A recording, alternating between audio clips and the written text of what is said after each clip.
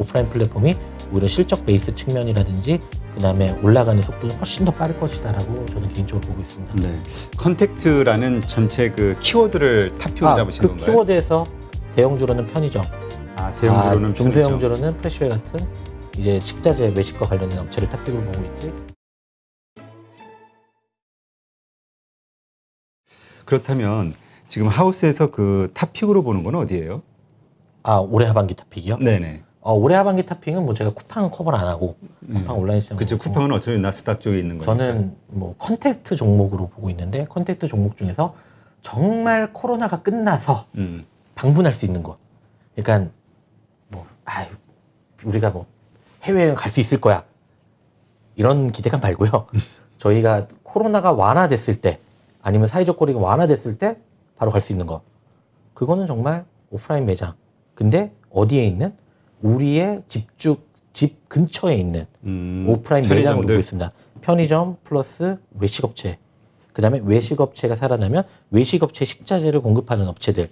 이런 쪽이 결국 실질적인 살아날 거다라고 보고 있고요. 또 하나는 기저효과를 보통 저희가 얘기할 수밖에 없는데 외식업체는 작년 4분기가 최악이었습니다. 그렇죠. 안 좋았죠. 작년 4분기에 회식하신 적 있으세요? 진짜 못했죠. 왜 그러냐면 근데 보통 외식업체는 계절성이 있긴 하지만 12월이 제일 좋습니다. 그렇죠. 왜냐면 연말 모임이 쫙 거의 몰려 있으니까. 보통 평달 매출의 두세 배 정도 된다라고 해요. 근데 작년에 사회적 거리두기가 격하가 집합금지가 11월 말에 시행이 됐습니다. 거의 12월 달에 적자를 기록했던 그냥 개인 사업자들도 엄청 많으신 것 같아요. 근데 이게 지금 최근에 이제 확진자 수가 많이 나오는 걸 보더라도 이동량이 줄진 않고 있거든요. 거기다가 딜리버리 서비스가 발달하면서 오프라인 방문객들은 어느 정도 커버할 수 있는 구조로 바뀌기 시작을 했고 지금 사회적 거리두기가 완화되고 백신 접종 보급률이 늘어나면 뭐 하겠습니까? 사람 만나러 다닐 거다라고 보고 있습니다. 그리고 사실은 딜리버리 서비스도 너무 좋지만 아까 사회자님께서 말씀하셨듯이 단일 배송으로 하면 너무 좋아요. 왜냐면 맛이 어느 정도 유지가 되니까. 그런데 직접 가서 먹으면 더 맛있거든요. 그러다 보니까 이런 부분에 있어서 트래픽 자체가 증가할 수밖에 없다라고 보고 있고 아마 올해 추석을 기점으로 지금 일정 부분 방역 조치가 완화가 되고 있잖아요. 그럼 이런 부분이 오히려 조금 더 빠르게 올라갈 여지가 있다라고 보고 있습니다. 여기다가 지난해는 아예 외부 활동을 거의 못하게 했고 우리나라 국민들이 이제 정부 방역 지침 정말 잘 따라서 외부 활동 별로 안 했는데 지금은 어쨌든 간에 편의점이라고 하는 것도 날씨가 좀 이 정도 좋아서 나들이 고객이 많아야 많은 소비량이 이루어질 수밖에 없습니다. 그러면 편의점은 사실은 이런 거에 대한 측면과 또 방역 조치 완화되기 시작하면서 학교도 보내주고 학원도 정상적으로 등교하게 되고 가게 등원하게 되고 이러면서 결국은 뭐 저희 학생권에서의 소비하는 금액 자체도 올라갈 수밖에 없거든요. 그러다 보니까 컨택트라고 하는 부분은 일상으로 돌아가는 과정에서 저희가 반드시 거쳐야 되는 오프라인 플랫폼이 오히려 실적 베이스 측면이라든지 그 다음에 올라가는 속도는 훨씬 더 빠를 것이다라고 저는 개인적으로 보고 있습니다. 네, 하긴 다들 어떤 업종이든지 오프라인 경쟁력이 있는 곳에 대해서 이제 좀 집중을 해야 될 때다 이런 얘기를 많이 하시더라고요. 네. 그렇다면은 지금 우리 그 편의점 이쪽을 보면은 GS 리테일 같은 경우는 이제 GS 홈쇼핑하고 합병. 이잖아요. 합병 이후에 그다음 주가가 그렇게 흐름이 좋지는 않은 것 같거든요. 그러니까 이건 실적 때문일까요? 아니면 어떤 다른 이유가 있을까요? 실적도 맞습니다. 작년에 이제 GS 리테일 같은 경우는 1분기에 일회성이 있었어요. GS 리테일 사업부를 보면 개발 사업이 있거든요. 작년 1분기에는 광교 프로젝트라고 해서 이제 거기에 개발했던 이제 PFV가 이제 지분을 이제 매각을 하고 엑시트되면서 일회성으로 많이 잡혔던 부분이 하나가 있고 GS 리테일은 BJF 리테일하고 다르게 사업부이 너무 여러 가지 복잡합니다. 호텔도 있고요. 그 다음에 아까 말씀드린 개발 사업도 있고요. 이커머스 사업부도 있고요. 여기다가 랄라블라라고 하는 저희가 뭐 좀 안 좋은 헬스앤뷰티 시장도 있고요. 맞아. 라라 그 화장품 같은 무슨 샵 같은 올리브영 같은 매장도 있고요. 그 다음에 슈퍼마켓 사업부도 있고요. 편의점도 있고요. 뭐 작년 호텔은 뭐 볼 것도 없이 어려웠고. 거기다가 작년에는 또 셧다운까지 했거든요. 리뉴얼을 한다고 파라나스 호텔. 그러니까 거기서 손실액이 컸던 거고 2020년 1분기에 일회성이 있었으니까 당연히 올해 1분기 실적은 안 좋은데 여기다가 조금 악재가 겹친 여러 가지가 있어요. 그러니까 식품 부분, 프레시푸드라든지 즉석식품이 경쟁사보다 조금 밀렸던 것 같아요. 그러니까 경쟁사보다 매출액은 여전히 압도적이지만 이제 그 폭이 좀 MS가 좀 좁혀드는 그런 구조로 가면서 경쟁사 대비 실적이 조금 안 나왔던 영향도 미친 거고 두 번째로는 합병을 했는데 잘 모르겠어요. 라는 생각이 많았습니다. 야, GS 홈쇼핑하고 GS 리테일 합병하는데 그게 무슨 시너지가 나는데 이거에 대한 의구심이 여전히 많은 것 같습니다. 그리고 그 가시적인 성과가 뭔가 명확하게 단계에 딱 보여주면 좋은데 이렇게 생각을 하시면 될 것 같아요. 저희가 학교로 올라가서 새로운 반이 돼서 친해지는데도 두세 달 걸립니다. 그렇죠. 기업이 두 회사가 계열사이긴 하지만 완전 다른 회사예요. 그러면 물리적 결합이 이루어지려면 일단은 부서 통합을 해야 되고요.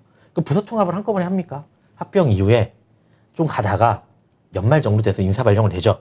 그럼 이제 부서 통합을 하고 야 요즘 뭐 해볼까? 이런 전략적인 움직임이 화학적 결합 자체가 좀 시간이 걸리는데 주식시장은 그 시간에 대한 리스크 자체를 조금 있었다라고 생각을 하시는 것 같아요. 그래서 주가 흐름도 별로 안 좋았고 실적도 여기서 편의점 부분도 경쟁사면 조금 밀리고 여기다가 기타 사업 부분에 깨먹는 것도 많고 이러다 보니까 주가가 빠르게 올라갈 만한 요인은 보이지 않았다. 안 보인다. 예, 보이지 않았다 정도로 정리하시. 뭐 장기적으로 보면 좋아요. 저 개인적으로는 봤을 때는. 잘 시너지가 서로 날 수 있는 어떤 시간적 그 흐름이 지나고 나면. 네. 근데 지금 일반적으로 우리가 편의점에 대해서는 이게 출점을 많이 해야 네. 되는 것이 이제 경쟁력이잖아요. 네. 근데 이제 뭐 거리두기 뭐 이런 것도 있고요. 거리 제한, 네. 점포 거리 제한. 그다음에 이제 워낙 이 편의점 사업자들에 대한 약자로서의 어떤 위치가 너무 사회적으로 부각이 되면서 그 본사들에 대한 압박도 좀 많이 가해졌잖아요. 네. 뉴스상으로는 이제 네, 그런데 네. 이러한 것들이 좀 뭐라 그럴까 성장의 둔화를 만드는 요소가 되진 않을까 이런 생각이 들거든요. 일단은 포화라는 얘기부터 먼저 말씀드릴게요. 포화라는 개념의 물질을 먼저 생각을 해보셔야 되는데 점포를 출점을 해서 전체 시장이 성장을 한다. 이거 포할까요? 아니면 점포를 출점했는데 시장은 성장 안 하고 옆에 있는 점포 매출만 빠진다. 이게 포할까요? 두 번째. 그렇죠. 작년에 편의점 성장을 했습니다. 아 그래요? 예. 작년에 보면 신규 점포 출점을 통한 성장이 한 6% 정도 되고요. 기존 점포 성장률이 한 3, 4% 정도 빠졌어요. 근데 작년에는 특수성이 있잖아요. 코로나라는. 코로나. 그러니까 사실은 이걸 발라내기 좀 어려운데 그럼에도 불구하고 성장을 했습니다. 이 얘기는 공급 부분에서 계속해서 점포를 오픈을 하면 잠재되었던 수요 자체가 공급과 매칭이 되기 시작하면서 실질적인 시장을 형성하고 있다는 얘기거든요. 점포 포화를 얘기하시는 분들의 여러 가지 논리가 있지만 뭐 즉흥적으로 보면 내가 보기엔 많다죠. 그 두 번째로는 주관적이다. 조금 더 구체적으로 말씀드리면 일본이 인구수가 1억 명인데 점포수가 이런데 우리나라는 너무 많다. 이 형태로 보통 말씀을 많이 하시거든요. 물론 그런 기준으로 보면 우리나라 편의점이 인구수당 더 많습니다. 왜냐면 우리나라 편의점 개수가 한 5만 개 정도 되는데 우리나라는 5천만 명이고 그렇죠? 일본은 지금 정확히 기억했는데 아마 한 7만 개, 8만 개 정도 됐던 걸로 기억을 해요. 그럼 1억 명이니까 훨씬 더 많죠. 근데 여기서 보셔야 되는 거는 일본은 매장 면적이 45평 정도 돼요. 크네요. 예, 그러니까 우리나라는 한 20평 정도 되고요. 굳이 평당으로 따져봤을 때는 아직까지는 여력이 있고요. 그러면 일본이 그러면 과포화 상태에서 성장을 안 하냐? 그것도 아닌 것 같거든요. 그러니까 전방 국가로 저희가 보는 일본조차도 여전히 성장을 하고 있는데 일본하고보다 많으니까 과포하다. 일단 이거는 잘못된 얘기고요. 아까 첫 번째로 말씀드렸던 점포 출점 동안 성장이 이루어지고 있고 이거는 올해에도 이어지고 있습니다. 올해에도 이어지고 있고 올해는 심지어 몇 달은 신규 점포 출점 성장률도 나타나고 기존 점포 매출도 올라요. 아주 건전한 시장이거든요. 그러다 보니까 편의점의 점포 수가 현재 시점에서 과포하다라고 언급하기는 사실은 제가 보기엔 조금 어렵고요. 세 번째로 중요한 점은 뭐냐면 편의점은 가맹점주가 인건비하고 임대료를 부담하는 구조예요. 그렇죠. 이 얘기는 뭐냐면 보통 일반적인 오프라인 점포는 내가 돈을 만약에 백화점이나 뭐 할인점을 짓는데 할인점을 예를 들게 700억을 투자했는데 야 이거 10년 동안 회수가 안 되는 구조로 바뀌었어. 이러면은 과포화가 났습니다. 근데 가맹점주가 이 비용을 부담을 하면서 짓고 가맹점주가 내 매출이 300만 원이었다가 200만 원까지 떨어진다고 해도 내가 이거 계속 영위할 수밖에 없어. 이런 환경이 되면 점포는 계속해서 늘어날 수밖에 없는 거예요. 이게 제가 맨날 드린 말씀이 우리나라 치킨집이 7만 개인가 8만 개가 되거든요. 2000년 초반에 모 방송국의 다큐멘터리에서 편의점의 과포화 망한다 치킨집. 그러고 나서 교촌이 상장을 했어요. 그러고 나서 프라닭이 나왔고요. 그러고 나서 노란통닭이 나왔고요. 어마하게 많은 치킨 브랜드들이 나오면서 성장을 하고 있어요. 과연 이걸 어떻게 설명하실지. 일단은 이게 단순하게 개인 그러니까 하나의 회사가 출점을 하면서 만드는 시장이 아니라 꼭 먹고 살아야 되는 창업주들이 있기 때문에 이 부분은 형성이 되는 거고요.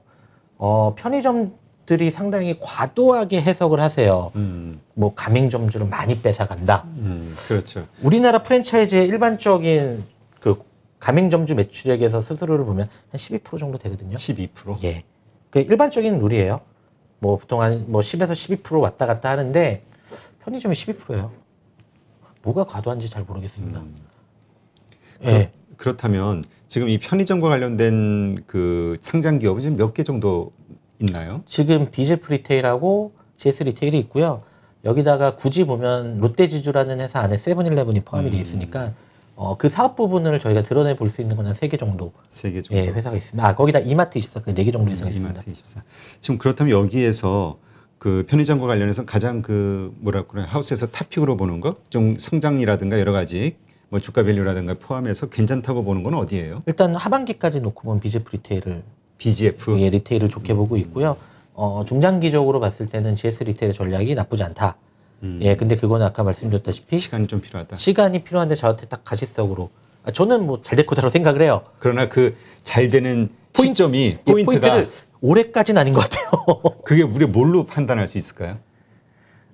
투자자야 당연히 실적이 돌아서면. 실적으로. 예, 근데 이제 제가 좋게 보는 이유만 하나 말씀드리면 편의점의 이런 오프라인하고 연결된 온라인 픽업 서비스라고 하는 게 지금은 모든 회사들이 다 할 수 있는 영역이긴 하지만 하고 있지만 단적으로 보여지는 것 중에 하나가 저희가 주류 온라인 구매가 가능합니다. 예, 아무리 저희가 로얄 샬럿을 먹고 싶다라고 해서 온라인으로는 주문이 안 돼요, 법적으로. 정확하게는 민속주만 됩니다, 전통주. 근데 로얄 샬럿을 먹고 싶으면 온라인으로 구매해서 편의점에 원하는 곳에 지정을 하면 저희가 픽업을 할 수 있어요. 그럼 이거는 오프라인 매장을 방문해서 가져오는 거지만 사실은 온라인으로 주문한 거 똑같죠. 그렇죠. 이게 저희가 얘기하는 옴니채널 전략으로 할 수 있고요. GS 홈쇼핑하고 합병을 하면서 아마 이게 GS 리테일은 앞서 말씀드렸던 주류뿐만 아니라 다양한 영역에서 이런 부분이 확대가 될 거다라고 보고 있고, 보고서에도 적어놨지만 이거를 결국은 계산해주는 주체가 누가 되냐면 가맹점주가 될 겁니다. 왜냐면 가맹점주가 보관을 하고 있으니까. 그렇죠. 그럼 가맹점주가 회사에서 시킨다고 물건만 공짜로 보관했다가 줄까요? 아니죠.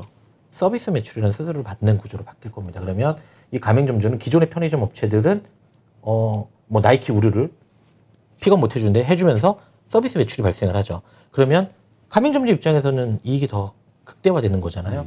그러면 당연히 그 가맹점주가 내가 BGF를 할까, GS를 할까, 세븐일레븐 할까, 이마트 24를 할까 할 때 선택지가 조금 차별화 포인트가 발생할 수밖에 없다라고 보고 있어서 이게 일단은 오프라인 쪽에서도 시너지가 날 거다라고 보고 있고, GS 홈쇼핑이 기존에 가고 있었던 모바일 커머스라고 하는 모바일 구매 시장에서도 놓고 보면 결국은 이거를 편의성 있게 공급하는, 여기서 조금 더 복잡하게 들어가면 말이 많아지는데 뭐가 편의성이냐, 집 앞까지 갖다 줬는데 라고 하실 수 있지만 만약에 내 앞에 있는 편의점 가서 2,000원 싸게 준다면 그건 달라지는 얘기거든요. 예. 자, 그렇다면 그 BGF 리테일은 하반기까지 괜찮다고 보셨는데 뭐 이유가 있나요, 따로? 일단 앞서 말씀드렸듯이 프레시푸드나 이런 거에게 차별적인 경쟁력이 조금 발현이 되고 있는 것 같아요. 그러니까 BGF가 편스토랑이라는 혹시 프로그램을 보신 적 있으신가요? 아니요, 모르겠어요. 예, 편스토랑이 이제 봉중파에서 나오는 프로그램인데 이제 연예인들이 나와서 이제 여러 가지 주제를 가지고 레시피를 만들어서 제품을 만든 다음에 거기서 우승을 하면 이게 편의점에 출시되는 구조로 이벤트성으로 하는 겁니다. 근데 그 편스토랑에서 만들어진 제품군이 BGF 푸드라고 하는 BGF의 식품 제조 자회사 쪽에서 생산을 하고 있고요.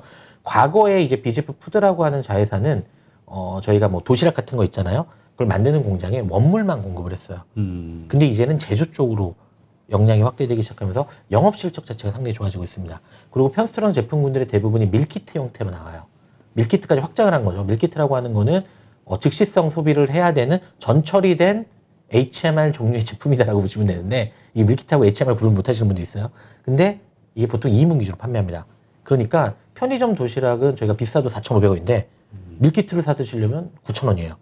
그러니까 판매 가격이 올라가는 효과가 발생을 하면서 자회사 실적이 좋아지고 있고, 로지스틱스라고 하는 자회사가 중앙물류센터를 지으면서 이제 이런 효율화가 같이 이루어지고 있다 보니까 이 식품 부분이 하나만 좋아지는 게 아니라 결국은 밸류체인 상에서의 계열사까지 해서 숫자가 좋아지고 있고, 이런 부분의 적자폭이 상당히 완화가 되고 있기 때문에 동일한 사업 집단이라고 하더라도 얘가 조금 더 빠르게 올라갈 수 있는 부분이 있다라고 보고 있습니다. 그러다 보니까 단기적으로 지금 어쨌든 MS를 조금 더 추격하고 있는 입장에서는 의미가 있다 정도로 보고 있습니다.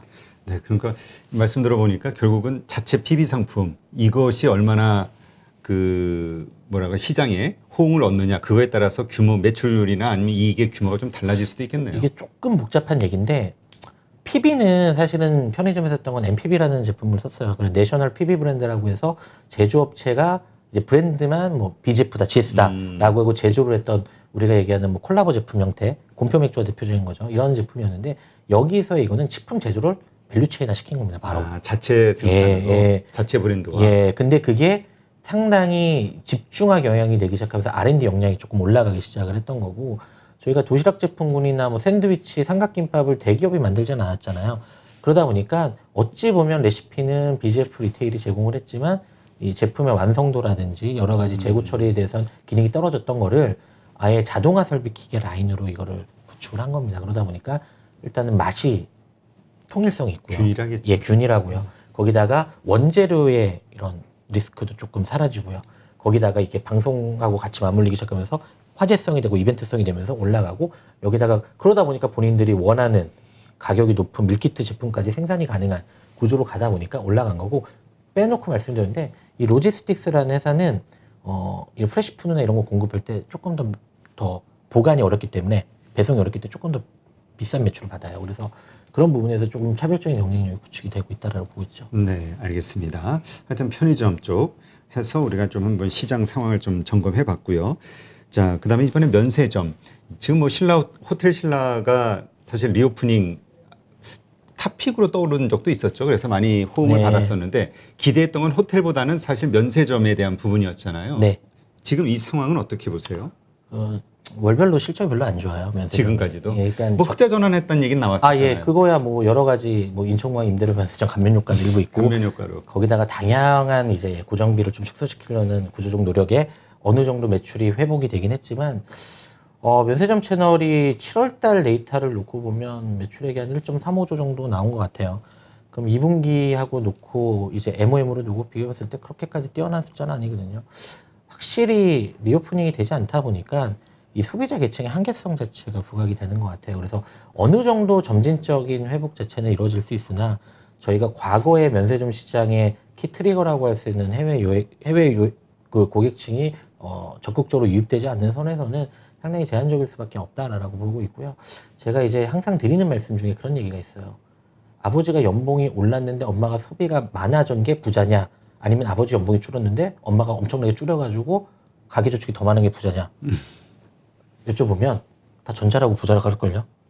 그러니까 이거를 기업이 좋아졌다라고 보기는 어렵다라고 보고 있습니다. 그리고 그나마 2분기에 호텔 신라 실적이 좋아진 거는 사실 호텔 부분에 상당히 영향이 있었다라고 보고 있어요. 국내 시장이 이제 여행 소비 자체가 해외 쪽에 여행 경비 지출을 맡기다 보니까 국내 쪽으로 전환을 하게 됐고 이 과정에서 호텔 신라가 가지고 있는 호텔 포트폴리오 자체가 고정비 부담이 낮은 애들은 시내 쪽으로 집중돼 있고 고정비 부담이 높지만 트래픽이 좋은 거는 부산이라든지 부산은 뭐 그건 아니지만 제주라든지 이런 게 몰려 있으면서 그쪽에 관련된 실적 자체가 상당히 좀 좋아지면서 저희가 속된 말로 하는 ADR이라고 하는 객단가가 급격하게 상승을 하면서 올라가기 시작을 했고요. 호텔 시장이 국내 시장이 지금 거의 양분돼 있거든요. 뭐 속된 말로 그런 얘기예요. 오션뷰, 마운트뷰, 풀부킹. 그거 아닌 거는 방이 남아 돌아요. 예, 근데 그 포트폴리오 상에서 고정비를 많이 줄여놓은 상황에서 객단가가 올라가니까 상당히 영업 레버리지 효과가 커진 거거든요. 그 과정에서 호텔 실적이 상당히 많이 적자폭이 줄었고 이 과정에서 이제 3분기는 흑자 전환까지도 가능하지 않겠느냐 정도로 조심스럽게 보고 있어서 호텔 부분이 기여하는 바는 오히려 조금 더 커지고 있다라고 보고 있습니다. 근데 이거는 모든 업체들이 마찬가지예요, 지금은. 근데 이제 우리가 호텔 신라에 기대하는 거는 사실 이 호텔 쪽의 실적보다는 면세점의 실적을 많이 기대하잖아요. 그거는 저는 호텔 부분 기대 많이 합니다. 아, 그래요? 제가 뭐 호텔 보고서도 우리나라에 유일하게 쓴 많이 있었는데 호텔 부분이 전 세계적으로 사실은 되게 업한 호황이었어요. 2020년 전까지. 아, 그래요? 이게 우리나라 호텔 시장이 안 좋으니까 호텔업이 이걸 왜 하냐라고 생각하시지만 글로벌리 봤을 때는 엄청난 호황이었어요. 그러니까 대표적인 게 저희 자금의 흐름을 보시면 우리나라의 대부분 대체 투자하신 분들 가장 많이 투자했던 게 2019년권 호텔이었어요. 오피스나 빌딩보다는.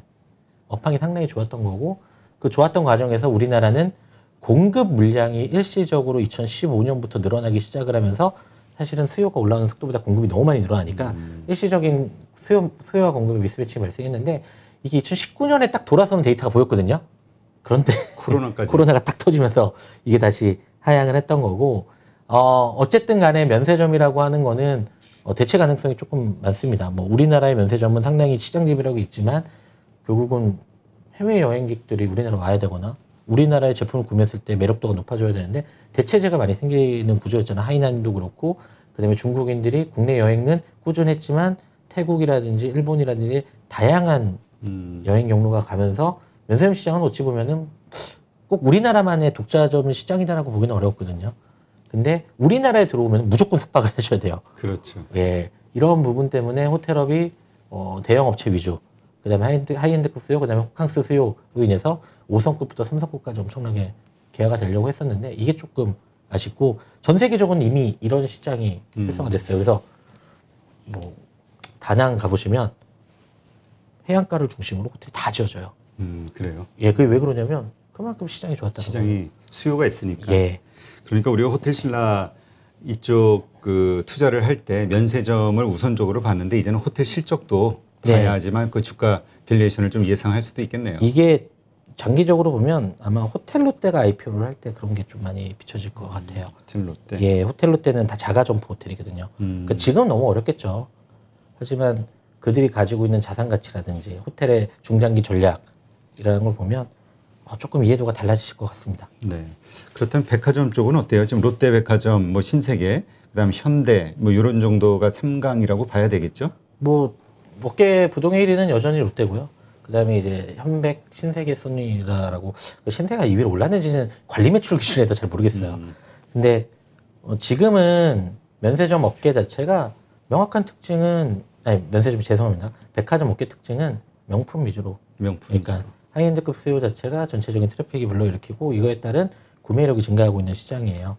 원래 백화점은 50% 이상이 우리 패션 잡화로 구성이 돼서 매출을 일으켜야 우리가 얘기하는 ROIC, 그러니까 투자 대비 수익률이 나오는데 명품이 잘 팔려서 전체 매출액은 올라가는 효과는 있지만 어찌 보면은 백화점에서 수취하는 이익률은 좀 떨어지고 있는 구조가 사실이거든요. 그나마 올해는 다행스러운 게 특히 신세계같이 워낙에 명품 비중이 높았던, 그래서 직행력이 높았던 회사는 이걸 고정비를 커버하면서 2019년 1, 2분기보다 높은 영업이익률을 기록을 하면서 의미가 있지만 명품 비중이 상대적으로 낮을 수밖에 없는, 이거는 로케이션의 차이가 조금 있거든요. 그렇죠. 롯데쇼핑이라든지 롯데백화점이라든지 그거보다는 낮지만 신세계보다 좀 덜한 현대백화점이라든지 이런 애들의 실적은 경쟁사 대비해서는 좀 못한 게 사실입니다. 이거는 수년 전부터 이래 왔어요. 보통 명품이 제가 그 데이터를 딱 치고 나가는 거 보면 정말 안타깝게도 부동산 가격이 올라가기 시작하면서 올라갑니다. 사실 그 뭐 부동산 업이잖아요. 예. 다차가 부동산. 아니요, 명품 판매가. 명품 판매가. 예, 그러니까 웰스 이펙트가 더 컸다라는 거죠. 그러다 보니까 부동산 가격이 올라가면서 올라가니까 이게 명품에 대한 수요는 결국은 자산 가치 수요랑 좀 연결이 돼 있고 그러다 보니까 이게 좀 커버리지가 확대가 되면서 20, 30대가 패션 의류 잡화 중에서 명품 잡화의 구매 빈도수가 늘어지면서 확대가 되다 보니까 이게 명품이 성장하는 건지 백화점이 성장하는 건지 사실 잘 구별하기가 헷갈립니다, 저는. 자, 그렇다면 우리 국내 그 말씀하신 그 3사 중에서 탑픽으로 보는 건 어디예요? 백화점은 저는 탑픽은 안 언급을 안 합니다. 왜냐하면 분석만? 예, 말씀드렸다시피 저는 이 하반기까지 제가 탑픽으로 낼 때 컨택트와 관련된. 컨택트. 예. 그냥 컨택트라는 전체 그 키워드를 탑픽으로 잡으신 건가요? 그 키워드에서 대형주로는 편의점. 대형주로는 중소형주로는 프레시웨이 같은 이제 식자재 외식과 관련된 업체를 탑픽으로 보고 있지. 굳이 선택지잖아요. 네. 그럼 뭐 백화점 세그멘트에서 하나 이런 그게 선택지는 아니라 않았습니다. 리오프닝과 관련돼서. 예. 그 지금 말씀하신 CJ 프레시웨이 이거는 어떤 회사고 어떤 장점이 있는 건가요? 프레시웨이라는 회사는 식당에 공급되는 모든 물품을 공급하는 식자재 유통업을 하고 있는 회사고요. 유통 경로별로 보면 이제 프랜차이즈원과 일반 레스토랑, 그 다음에 단체 급식 사업부도 운영을 하고 있는, 거기다가 이제 그룹사한테도 이제 원재료를 공급하고 있는 회사입니다. 식자재 유통업의 전체 시장 규모는 정확하게 추정은 못해요. 왜냐하면 이게 통계 자료가 다 받아가지고 썸을 해야 되는데 그건 아니고 그럼에도 불구하고 저희가 러프하게만 추정하는 게 외식과 관련된 식자재 유통업만 해도 한 50조에 가깝다 정도로 상당히 매스마켓 규모를 형성하고 있는 업체고요. 전체적으로 성장할 수 있는 근거는 크게 몇 가지가 있지만 이제 식당의 프랜차이즈화를 진행을 통해서 과거에 개인 사업자들이 공급했던 시장의 규모가 축소되고 기업들이 공급할 수 있는 시장 규모가 확대될 거다라고 보고 있는 게 하나가 있고요. 두 번째로는 이 수많은 식자재 도매 유통사들이 코로나 전부터 상당히 박리담의 구조다 보니까 어려움을 겪기 시작을 하면서 상당히 많이 조금 사라졌던 게 가장 큽니다. 식자재 유통업은요, 정확하게 보면 도매업이에요. 그렇죠. 예, 도매업이다 보니까 소매 시장에서는 잘 다루지 않는, 소매를 주요 커버하는 유통회사들이 잘 다루지 않는 거고요. 그러다 보니까 작년은 너무너무 어렵습니다. 근데 그 과정에서 체질 개선을 많이 했고, 저마진 거래처를 조금 정리를 했고, 여기다가 이제 조금 고마진 형태로 조금 전환하면서 인건비도 많이 줄이고, 이러면서 체질 개선이 완벽하게 이루어졌다라고 판단을 하고 있고요.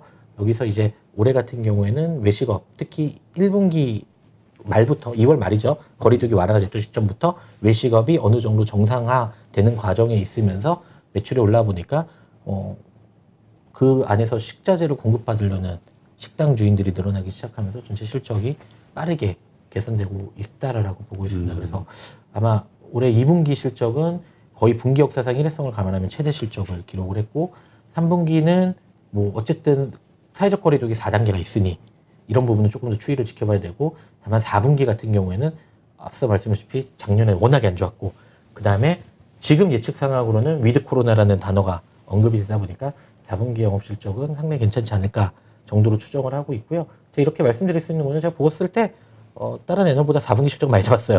네. 네, 그러니까 뭐 자신 있게 말씀을 드리고, 그러면 이게 내년에도 어느 정도 기저가 있고, 또 하나는 저희가 4단계가 완화된 거지 과거처럼 정상은 아니거든요. 그렇죠. 그럼 정상화됐을 때에 외식업체의 전체 실적은 더 좋을 거다라고 보고 있습니다. 그리고 되게 슬픈 얘기지만 프랜차이즈 시장이 확대될 거다라고 보고 있어요. 그러니까 결국 그 작은 개인 소상공인들이 좀 프랜차이즈화 되는 게 이제 좀 편리하니까 여러 면에서. 그런 것도 있고요. 제가 좀 고급 용어로 근로소득자가 사업소득자로 전환되는 시대가 온다라고 얘기를 하거든요. 많이 그러니까 잘리신다는 거죠.